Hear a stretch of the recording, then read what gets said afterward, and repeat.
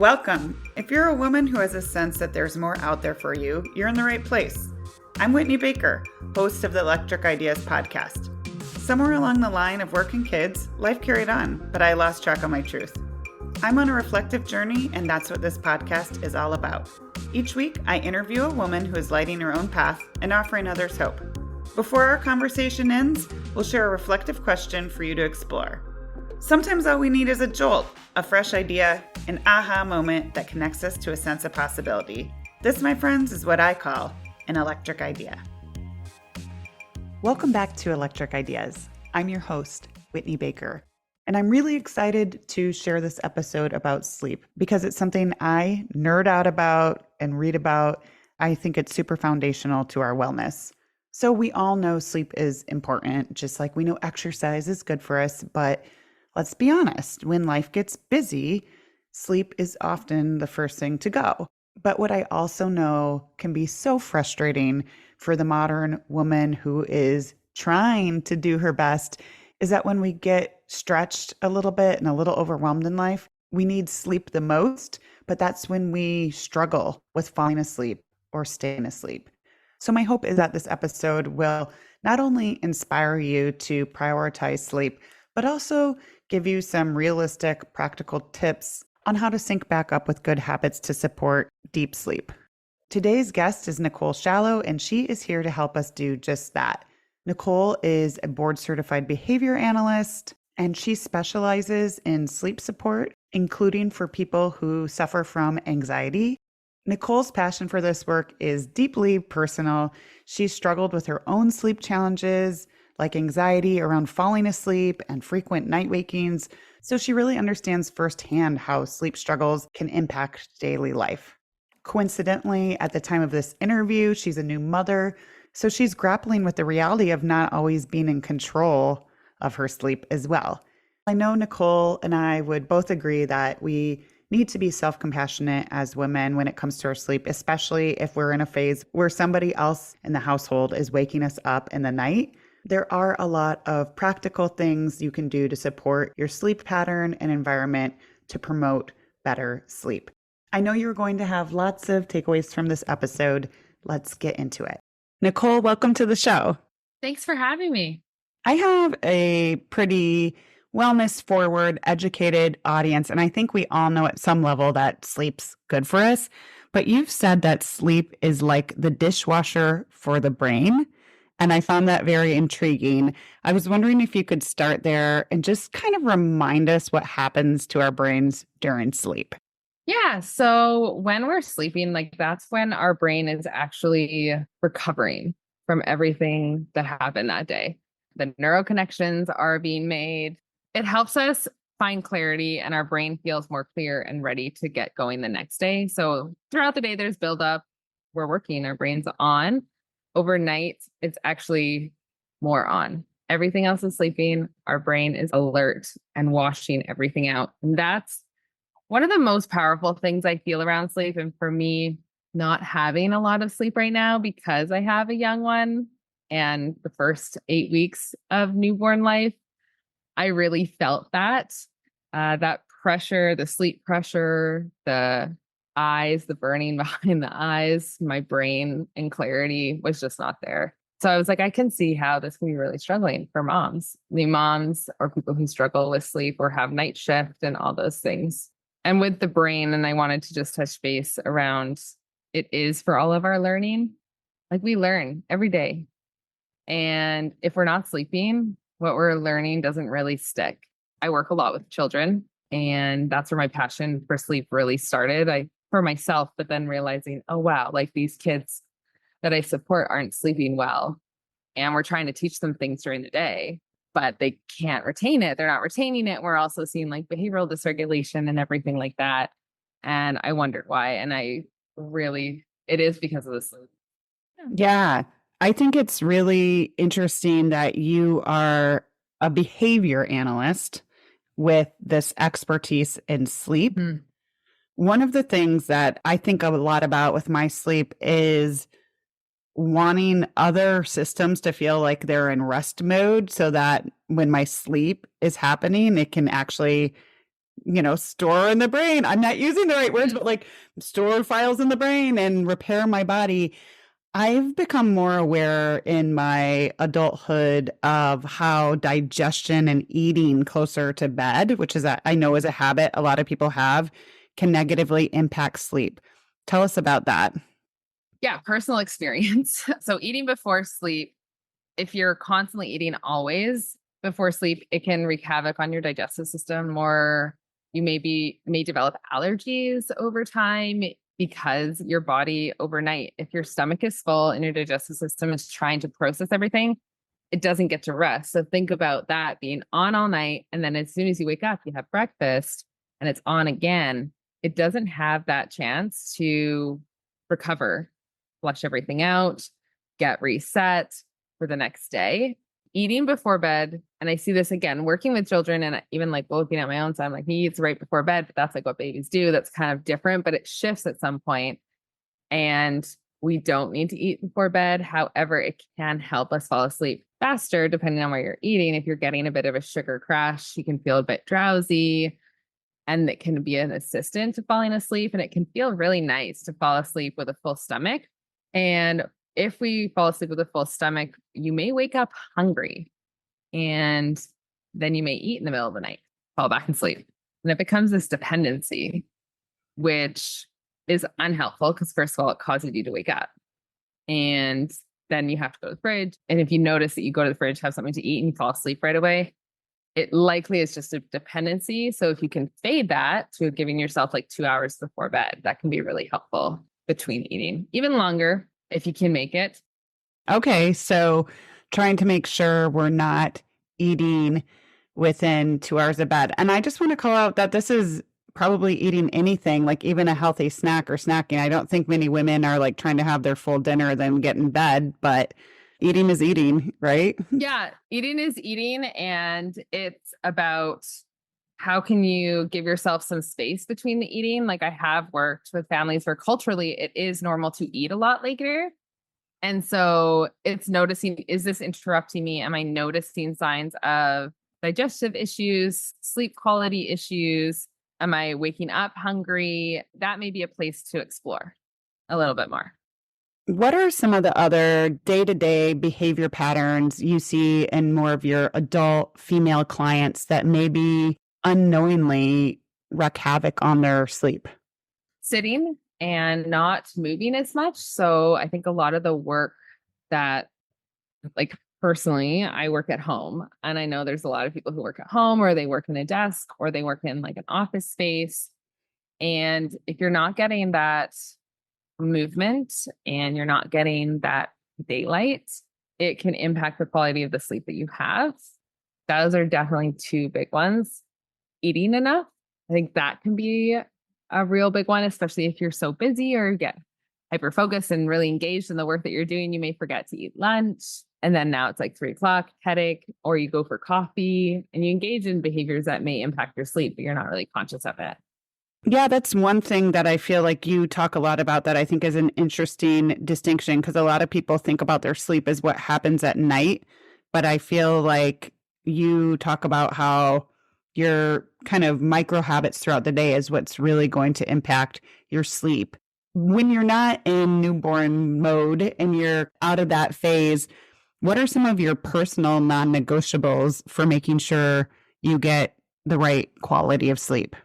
I've really learned that my body needs a routine and most bodies need routine. I think about how I like would parent myself.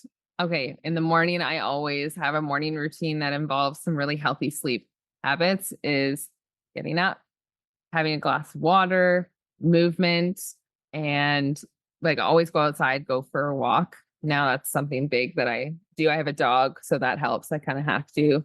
But going for longer walks in the morning, making sure I'm not wearing sunglasses so that the sunlight can actually get in my eyes. That's the biggest thing, as well as making sure I'm eating well. As an entrepreneur as well, I love what I do. So I do get busy. And then I'm like, okay, I haven't eaten lunch, or I've had a couple snacks here and there, or I'm reaching for something that may not be the best for me. And I know some of those things can impact my sleep if over time. So trying to give myself structure to my day when there isn't a lot of structure. has been helpful because the body does really rely on that in order to keep your body clock going. So for me, I have like regular meals. I'll have like my three big meals and two snacks. And then my digestive system knows when it's time to shut off after the last one. And it just becomes this regular rhythm. Because if one rhythm's off, other rhythms are going to get thrown off. And you want everything to kind of be working side by side and together. Tell me more about getting sunlight in your eyes. Is this because of our circadian rhythms? So the brain determines when it's day or night through our retinas, and it goes through into what is the super cosmic nucleus, I think. There you go. It's like a mouthful. And that is cued into our brain of like, okay, it's time to be awake. And then also the same thing goes with dimming of the lights in the evening, and the pineal gland starts to release melatonin. So light is a great way to anchor your circadian rhythm. I look back on when I was younger and I would wear sunglasses like all the time. And I wondered why I was always sleepy when I put sunglasses on, or if I was driving with sunglasses. And I'm really sensitive to it. Some people aren't. I notice that when it's dark, I will get sleepy. So I do really need that light to keep me awake. Even right now, I have a really nice bright light in front of me, and it does help me feel more alert versus if I was in a really dark room. Yeah. So I feel like I've gotten into this rhythm at night where, again, it's practice. It's not always the case, but I try to, within an hour before bed, get off technology for a variety of reasons for my brain and because of the light. But I also have been wearing blue blocking glasses just so if my family's coming in and out or I'm reading before bed, I'm kind of signaling to my body that it's time to shut down for the night. And I think it's supported my sleep. How do you feel about that? Yeah, I think there's a lot of pieces around sleep where it's like, if it's working for you, go for it. And if it doesn't feel like it's anxiety provoking or controlling in any way, go for it. So, some cool research around morning daylight and the impact of night light is cool, where it's like it actually doesn't impact as much because you're getting that morning light. So, that's optimistic. The screen thing, I think it's amazing. I also try to do that. My brain needs at least 2 hours of like not overly stimulating screen time, like scrolling. TV is okay for me unless it's like usually it's just mindless shows. Like right now, Great British Bake Show is like my favorite show to watch at night. But it is that scrolling, it's that texting, it's that phone calls, like things like that. I really just need quiet from. Otherwise, it can overstimulate my mind. And then I'm going to bed thinking about things that I would rather not be thinking about trying to get to sleep. So that's definitely something for me. And I see it across the board. And I've worked with clients too that are older, like men, women who do have use screens and do struggle to fall asleep.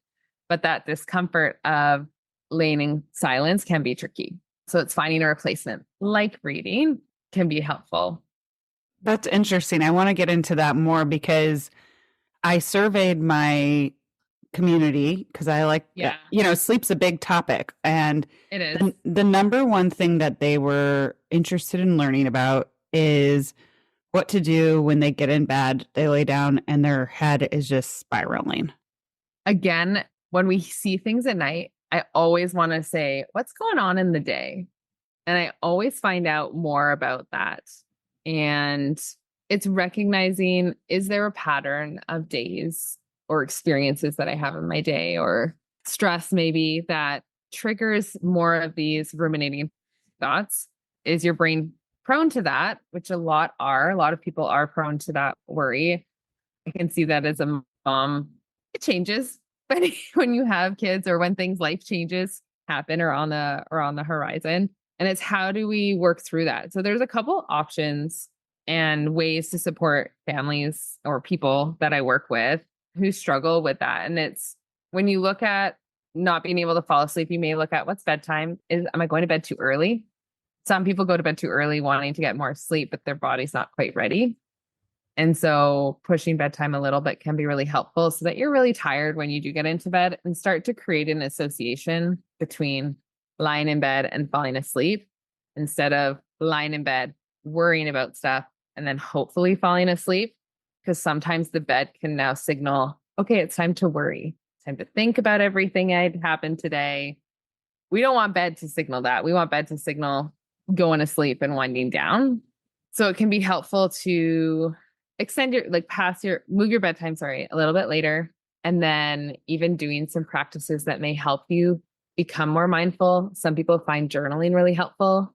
So having like a worry journal, just like brain dump all the thoughts and let it be in a separate space. Others like to meditate or do physical meditation like yoga just to get back in their body, find rest. That can be helpful as like a preventative strategy to support with all those things. The thoughts still come running through depending on what's going on.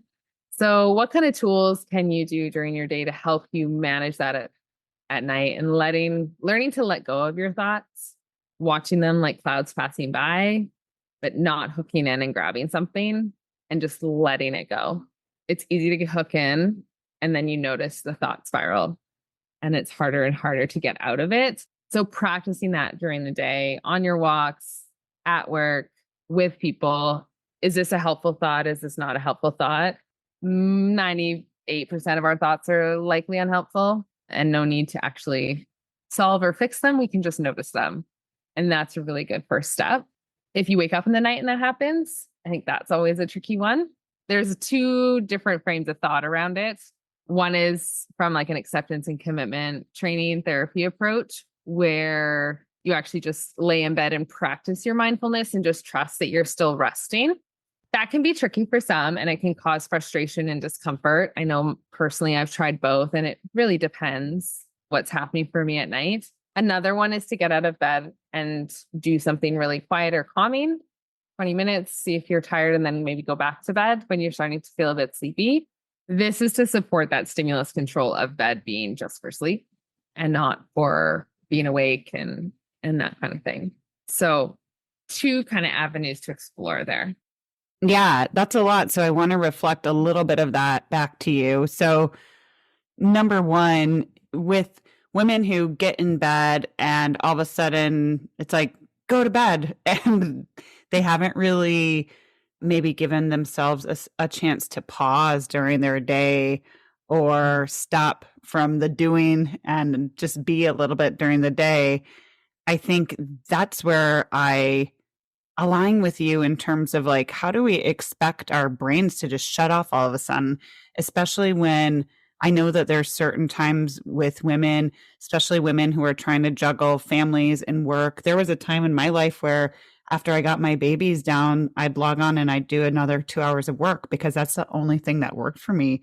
And then I expected to get in bed and just go to sleep. And it was a vicious cycle. And I know that sometimes we are in phases of life where it just is what it is. But I really think that if we can give ourselves time throughout the day to pause and do something truly restorative for our mind, our body, and also build a little bit of, especially if it's something we're struggling with, building a little bit of our own wind down routine that we just try to do as consistently as possible, it can help.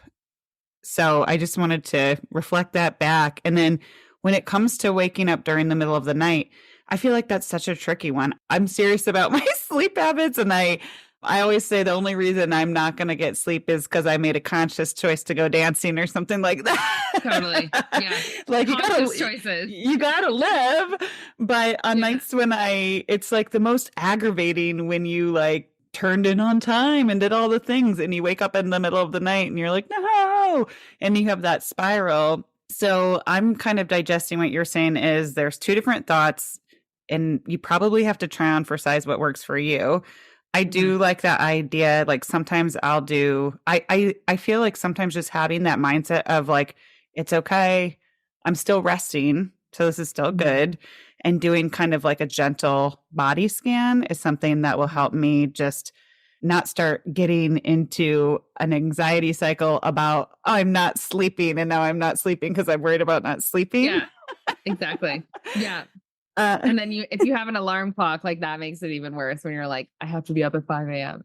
Yes. Okay, I'm going to sleep through the alarm. And then there's this like, and the interesting thing is, and what I've learned in my practice is there's always a reason for the night wakings. And one of the biggest reasons is actually inconsistent sleep schedules. So if you sleep, let's say over the weekend, you're catching up for like doing a 9 hour sleep and like an 8.5 hour. And then all of a sudden on Monday, you have a night waking because you've had two really awesome nights of sleep.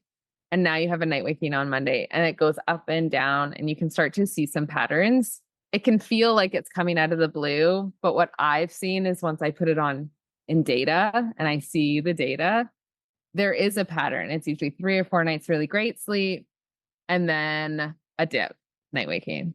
3 or 4 nights really great sleep, another dip. And so it's figuring out what is your average and then starting to create a sleep window to practice that consolidated sleep again. And that can happen over a couple weeks. And it's a CBTI approach where it's like sleep restriction, sleep rescheduling. There's a couple words for it, but it is just getting your body back to, okay, just because the average, sleep 8 hours is a very common phrase. Not everyone needs 8 hours. They actually do better on 7.5 consistently across a week. And you may see night wakings just disappear just because of that. The other reason of night wakings, of course, is the sleep dependencies. So things like alcohol will cause night wakings. If you have to go pee because you've had like maybe some caffeine before you went to bed or some tea and you have to pee all night, that can be something. So it's noticing like where does your body land with liquid? And then the sleep dependency. So if you fall asleep with a TV on and then the TV's not on in the middle of the night, the TV may become a sleep dependency. So if you can just create the environment that will stay static all night, that can also help reduce the risk of night waking. That makes sense. And I feel like it's always interesting. I always try to explain this to my tweens that you can't make up for sleep. But I know that there's moms in my audience that are probably curious about this because my daughters are on a pretty regular routine during the week, but on the weekends, I don't know if it's like if I should let them sleep in as late as they want to because they need the sleep, air quotes, or if I'm messing up their schedule now that we're in more of a schedule with back to school. What's your opinion there? Oh, teenagers. I mean, it's a very passionate topic of mine. Teenagers get the short end of the stick for sleep because they actually do need like a solid amount of sleep, 8 to 10 hours of sleep every night. However, school starts pretty early for teens. Sports start really early for teens. And then they also have this biological shift where naturally their circadian rhythm shifts later. So they are more inclined to want to stay up later. They're not feeling tired that early. So we see this battle of needing to go to bed earlier so they get that 8 to 10 hours. But you have an anchor, you have a morning wake up that you have to have every day. And over time, teenagers accumulate a lot of sleep debt that they'll never be able to make up. So if you do have a teen, and most teens, I would say most teens on the weekends would sleep forever. Like they sleep until like the late afternoon. I remember being a teenager and doing the same thing, but it's because they are in the sleep debt. And then if they sleep if they get a lot of extra sleep, that Sunday night and Monday morning is going to be tricky and they may feel yucky and grumpy. And, like teenagers get that grumpy like attitude. It's like, well, their brains are like not really getting the recovery that they need. So my argument, and a lot of sleep doctors and sleep specialists in the States I know are starting to advocate for later school start time because their brains just like are not on. I remember being in high school and if I had an 8:30 to 9:30 physics class, I was not knowing what was happening. I didn't feel like I could actually listen or engage until about 10 a.m. So yeah, teenagers, yeah, they have a very special place in my heart because that is where there's so much going on for them at this time. And if we could just ensure and protect their sleep in however way we can, that it's so important for their mental health, their learning, their relationships, everything.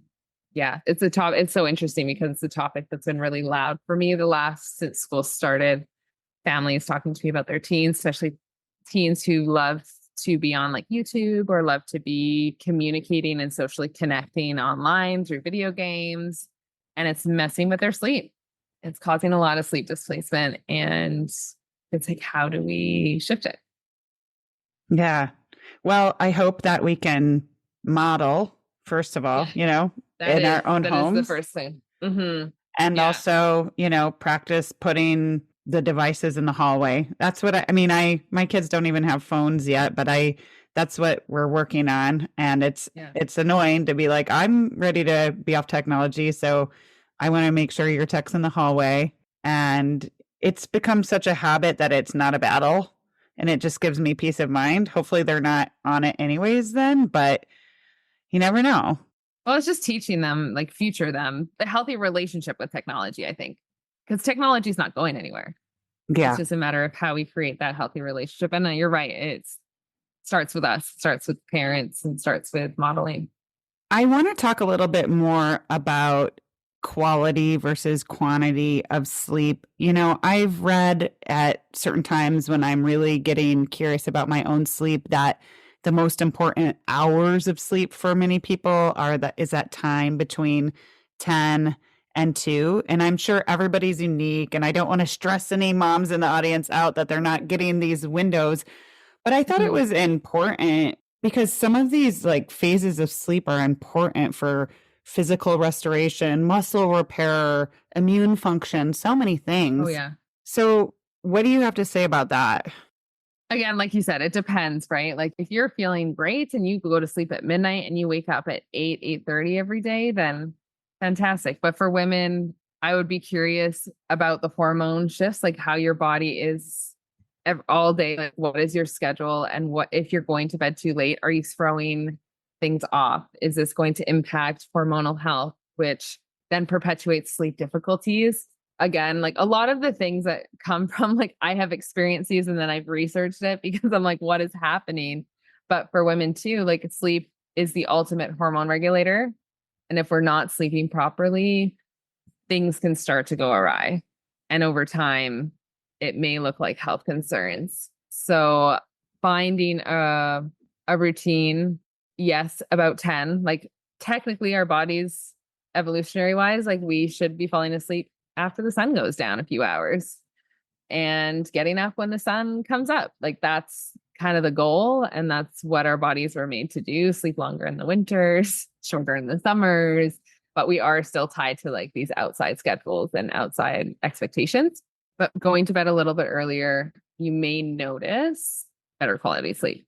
Maybe explore it a little bit. And if you go to sleep regularly at like 1 a.m., tonight you won't be able, it's not going to be naturally be able to go to sleep at 10 p.m. Like that's going to be tricky. So you want to fade it back slowly over time and see, can I wind myself down earlier?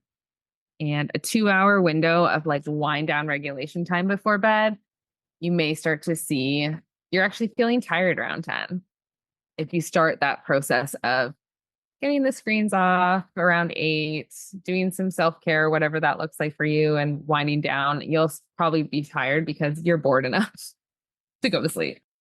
Well, it really too, it doesn't happen all the time. Like I said, I live in the real world, but I really think it's a big mental shift when I realized that if I try to do a bunch of stuff at night, I'm usually not doing it as efficiently to begin with. And if I end up robbing myself of deeper sleep because I'm kind of trying to be a spaz in the evening and like catch up on all the things, then I'm not as effective the next day. And so it really is rarely worth the sacrifice.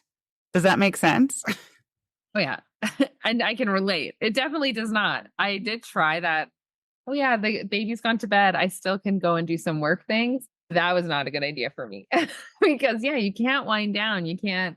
And the way that I was doing it took me way longer. Our brains are tired. We're tired by the end of the day. It's not the most productive time.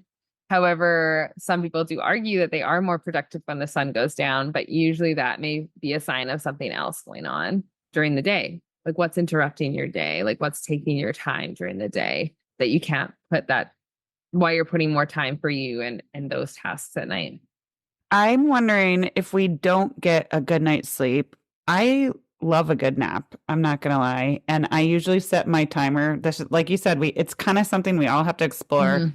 But I do set a timer for 20 minutes, and sometimes I don't even fall asleep. But sometimes I just feel deeply rested, and sometimes I fall into what feels like juicy deep sleep like that, and I wake up and I feel awesome. Are you like to nap or not to nap? Yeah, it's noticing the nap can be really helpful to, yes, get you through the day. I mean, a lot of cultures actually do have that siesta time in the afternoon. It's natural for our body to start feeling that tiredness around 3 in the afternoon before heading into the evening. So if and there's lots of cultures who nap is part of their daily structure or resting is part of their daily structure. And so yeah, a nap can be really restorative, really helpful. Better off napping than grabbing a cup of coffee, right? And a lot of people do grab a cup of coffee around that time or a tea or something to kind of like perk them up because they're feeling that lull in the afternoon. Naps can be, they can wreak a little havoc on sleep if they start to be really long. Like a really long nap, like an hour and a half, 2 hour nap in the afternoon will likely cause a delayed sleep time because it is impacting the adenosine buildup that is our sleep pressure. And that's all part of being able to fall asleep. So that's just a consideration. And sometimes extensive naps maybe just be a sign the quality of the sleep is not there or you're not getting enough sleep. If you really do need that, like if your body will sleep for 2 hours uninterrupted in the middle of the afternoon, it just may be somewhere to get some support around. I just want to ask about tracking devices because I feel like they're becoming so much more prevalent. My husband is a data person. I'm more like, Yeah. I think I know if I was up, I know if I don't get enough sleep, I don't need Yeah. to like look. And I feel like sometimes he'll sleep okay, but then he'll look and it'll be like, oh no, you didn't get REM or whatever it is. And it'll almost be a self-fulfilling prophecy. Like he'll be like, oh, I'm tired. I didn't get that sleep. I'm just curious if you have any like thoughts on some of these new tracking devices for sleep and how accurate and helpful they are. From the research I've seen, and again, there's some newer ones that are coming out that suggest they are more accurate, like the Aura Ring and things like that. I think like your average Fitbit, your average Apple Watch, they aren't as accurate based on like the research that has been done. It depends on the person that you are. Like I am not a tracking person. I'm kind of like you where I almost try not to even evaluate my sleep anymore. I'm like, it's okay. We slept and we'll keep going. And here's what I'll do the next day to help get a better night's sleep. Tracking devices can cause almost like a distraction or like anxiety around like getting a good score. Like, oh, now I have to like fix this, or what if I don't get a good sleep tonight and I have to do all these changes? And then you get anxious and worried, and it just becomes unhelpful. So it's figuring out like what's the data for. I mean, if your husband loves the data and it's helping him stay on track with his health goals, because when he notices patterns of like when he does certain things and his tracker says like he gets better sleep that night, like it could be helpful. But for some people, it just doesn't work out. Like the sensory piece of it too, like wearing something to bed is not always helpful. I definitely can see that. All right. Well, I know we've covered a lot of territory. I just wanted to touch back. I know that the relationship between sleep and anxiety was something that a lot of women were also curious about. So I know we're hitting up against time, but I'm just wondering, as we're wrapping up, if you have any final thoughts on the relationship there and anything we can do to help support ourselves during the day or any behaviors we can change in order to kind of set ourselves up in a little bit more tender way for a good sleep. I always go with the outdoor time. I mean, outside is so healing in general, just being outside in nature in the daylight.